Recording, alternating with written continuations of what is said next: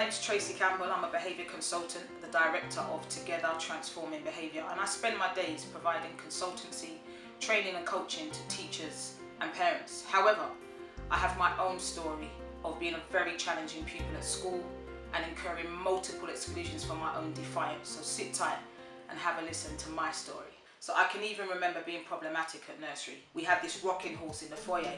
So as you arrived in the morning at nursery, I remember every morning I would go on the rocking horse, and this one morning somebody was on the rocking horse ahead of me, and I remember I just pushed her off and wanted my turn on the rocking horse. So that was just the first really indicator that I kind of had a very defiant, bossy kind of tendency.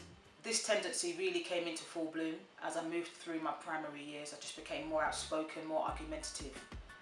I had a really strong sense of justice. I liked to be the first and the best. And socially, I had loads of friends, but my relationships with adults were really fractious. In fact, my primary school years ended with a fixed term exclusion in my last year. I was involved in a bullying incident on the way to school, and I incurred a fixed term exclusion, which was a very big deal for my mum at the time. It was a very big thing for a primary school pupil back then to be excluded from school. So that was a real kind of tough ending to my primary school years, and little did my mum know that that exclusion would be the first of many. So I went to secondary school out of my area. I had none of my friends with me, but it wasn't long before I became very popular, a very prominent member of my social circle. I was funny, I was known for having a big mouth and a boyish bop, and this sense of popularity was of huge importance to me, and in some ways it put me under pressure to maintain that level of popularity and prominence right throughout my schooling, and that was very much my priority, to maintain my position. So it was at the start of my second year in secondary school that I incurred my first exclusion. I remember it clearly. It was lunchtime, and it was a netball practice happening on the pitch, and I had, for some previous behaviour incident, been told I couldn't play netball. In my mind, if I couldn't play, nobody was playing. So I kept on disrupting the session and throwing the ball all over the place. And I remember having to be escorted off the pitch by a more senior member of staff, and that was pretty much the pattern for me. Most of my exclusions were about defiance, were about me being a disruption, albeit in the playground or in the classroom, and having to be escorted out by a senior member of staff. That was the cycle, that was the pattern. So this kind of went on, and I'm kind of moving through a number of exclusions, and I got to exclusion number 3, and they were almost kind of presenting a case to my mum to say, we don't really have a cause to keep her here. She hasn't been able to curb some of the behaviour habits that she brought in from primary school, and it was intense.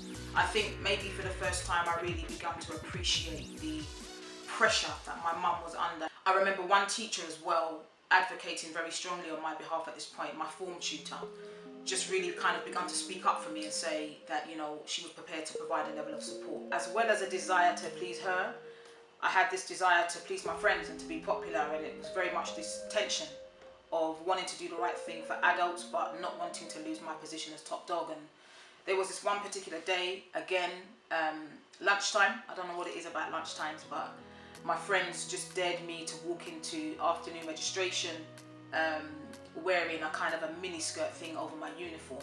I put on this skirt and I kind of go bursting into the afternoon tutorial. Everybody, there's just a burst of laughter, and the whole session is disrupted. And I remember my form tutor just really shouting very loudly, banging on the table, how dare you come in here and cause such a disruption. She actually began to cry, and I didn't anticipate that. I hadn't planned for that. It certainly wasn't what I wanted. Though I didn't show it, I regretted what I'd done. And registration was never quite the same for me after that. And I remember making huge efforts to avoid her because I felt embarrassed. And there was this one day when she caught up with me and asked to speak to me in her office. She asked me a question, and she said, do you know what I spend my break times doing? And I kind of thought, no, I have no idea. She said, I defend you in a staff room. And she just went on to kind of disclose some of the things that her colleagues had said about me. Just their, low expectations for me as a pupil, the fact that I would never become anything of any significance. What she then went on to say was the fact that she actually had a lot of belief in my ability, that she saw me as a leader, that she saw me as somebody who had a smile that lit up a whole room. There was something about those disclosures that really spoke to me, and they stayed with me. And I remember the conversation ending with a offer of support from her to spend some time every Thursday after school, the opportunity to come to her office and just spend some time with her. And we just spent time talking. I just spent time sharing my dreams, my aspirations, and it just became an emotional filling station in some ways. It just became a very different kind of space that I think I'd ever been accustomed to, just having somebody who had such an interest in me as a person. Not that kind of space with an adult for me was usually a space where I'm kind of being told off or being addressed about my behaviour challenges. That after a while began to speak to me about my own potential, about my own value as a person, and that conversation was the beginning of a major turnaround as far as my behaviour difficulties were concerned. I'd love to say that it was plain sailing following my form tutor's support, but there were more exclusions. And I left secondary school with a fair amount of GCSEs, eventually graduated from university and entered the teaching profession. And it was not a surprise to me that I found myself gravitating towards children for whom behaviour was an issue. I really enjoyed the challenge of working with those kinds of children. Shortly after that, I became an advanced skills teacher in behaviour management, and it was about 6 or so years later that I actually left primary school teaching and I set up my own business, Together Transforming Behaviour. So I'm now kind of freelancing and I'm running this consultancy. I've had some amazing experiences.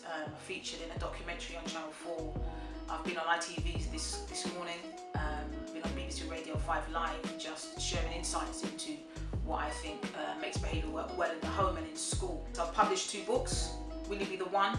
Touching the Hearts of Teachers, Changing the Lives of Children with Challenging Behaviour. And then in 2017 I published my second book, Behaviour Basics for Parents, giving you the tools from schools. So it's ironic, having had my own difficulties with behaviour as a child, that I now work as a behaviour consultant. And I believe it's largely because of the impact of my teacher making the decision to be a constant caring presence in my life. And I hope that my story has encouraged you in your work with children who may have similar difficulties to what I had. The reality is that children can change.